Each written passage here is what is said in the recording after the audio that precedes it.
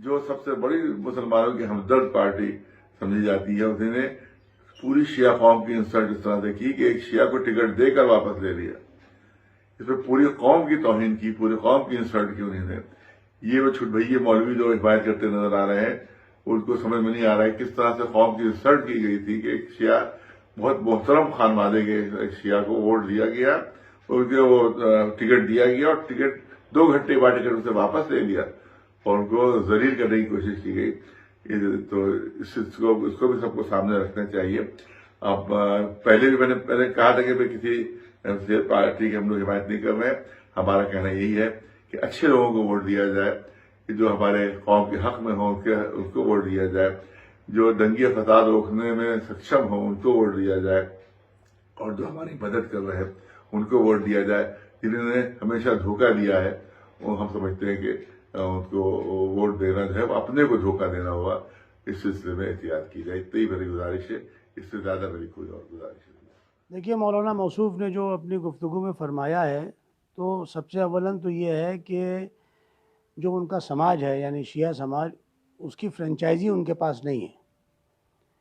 और दूसरी बात यह है कि जो उन्हीं ने अपनी गुफ्तगू में कहा कि ब्रजेश पाठक साहब और दिनेश शर्मा साहब, तो ब्रजेश पाठक इन तीनों कॉन्स्टिट्यूंसीज़ में, जो कि आपके लखनऊ नॉर्थ है, लखनऊ वेस्ट है और लखनऊ सेंट्रल है, इसमें ब्रजेश पाठक साहब हैं नहीं, तो उनका बयान भी बेमाने है। दिनेश शर्मा साहब इलेक्शंस में ही नहीं है, वो भी बेमाने हैं। अब सवाल ये है कि उन्हीं ने फरमाया है कि वो एहसानात, तो एहसानात गोया कि क्या हैं? जो योगी सरकार ने जो मुसलमानों को तोहफे दिए हैं उसका उन्होंने एहसान निभाने की कोशिश की है। मुसलमानों की 23 मुसलमान नौजवानों को उन्होंने मौत की नींद सुला दिया, ये वो तोहफ़ा हम जाने योगी सरकार का। 300 से ज़्यादा एफआईआर्स हुई हैं, 3000 से ज़्यादा लोग गिरफ्तार हुए हैं, 5000 से सिवा लोग नामज़द हुए हैं, 1 लाख से ज़्यादा लोग बेनाम लोग हैं जो कि एफआईआर्स में हुए हैं। ये जो मौत का गोया कि जश्न मनाया गया है सीए एनआरसी में, तो क्या मैं मौलाना मौसूफ से पूछ सकता हूँ कि उनकी जो बिरादरी है उसको सीए से जो है वो डिस्कार्ड कर दिया गया है, उनको एग्जेम्प्ट कर दिया गया है? ये मेरा सवाल है। दूसरा सवाल मेरा उनसे ये है कि जो 120 मुसलमानों को, या उसमें कुछ चंद गैर मुस्लिम भी थे जिनके ऊपर एनएसए लगाई है योगी सरकार ने, जिसमें कि 96 एफआईआर्स को हाई कोर्ट ने क्वॉश किया है, क्या इसको इसी तोहफे या इन्हीं तहाइफ का वो चाहते हैं कि उनका समाज जो है वो उसका जो है बदला करे? 5000 से सिवा लोग जो हैं वो इनकाउंटर में मारे गए हैं।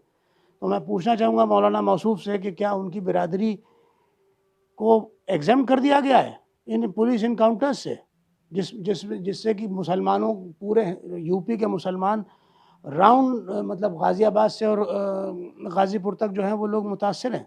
नहीं, ये तो बात बिल्कुल एक मफरूज़ा है, इसमें कोई भी वक़्त नहीं है। मौलाना मौसूफ का ही यहाँ जहाँ तक ज़िक्र है तो इनकी बड़ी शख्सियत थी, लेकिन इन्होंने सबसे पहले जो शॉक दिया पूरे लखनऊ को और ख़ास तौर पे अपनी ही बिरादरी को, जब 2003 में अटल बिहारी वाजपेयी साहब प्राइम मिनिस्टर थे और उनको पहली मरतबा याद आया कि मुसलमानों का रोज़ा इफ्तार करना चाहिए, और ये भी उसमें पहुँच गए।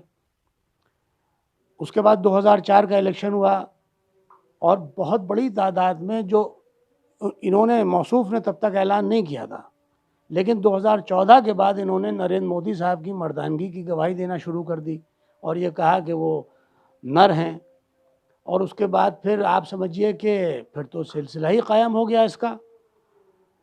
पूरी जो इनकी शिया बिरादरी है वो शौक में है कि आखिर ये मौलाना को क्या हो गया। ये तो बहुत ही नॉन स्टेटस कोइस थे। 1997 में इनको बहन कुमारी मायावती ने ललितपुर जेल भेजा। उसके बाद नसीमुद्दीन सिद्दीकी ने इनके मोहल्ले के ऊपर ज़बरदस्त लाठीचार्ज कराया। उसके बाद 2005 में ये मुलायम सिंह साहब से जाके 13 रजब की छुट्टी ले आए और 2007 में फ़ौरन के फ़ौरन बहुजन समाज पार्टी की तरफ चले गए। 2007 से लेकर 2012 तक ज़बरदस्त बहन कुमारी मायावती के साथ रहे। अखिलेश दास साहब को ज़बरदस्त इलेक्शन लड़ाया और 2012 में जब समाजवादी पार्टी की सरकार आई तो समाजवादी पार्टी की तरफ राग़िब होने लगे।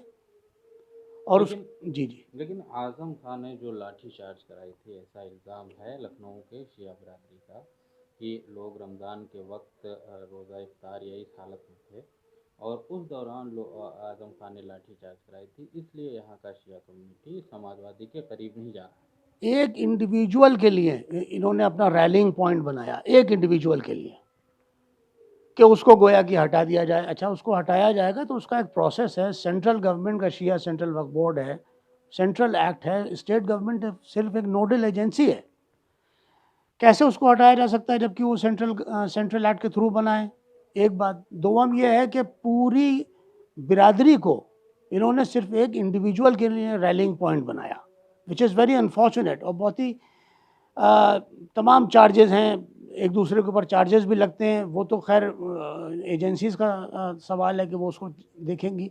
लेकिन आज उसी शख्स जो कि भारतीय जनता पार्टी से फैज़याब हो रहा था, आज उसी भारतीय जनता पार्टी की जानिब के लिए मौसूफ ने जो है वो ऐलान कर दिया। तो इसको क्या समझा जाए?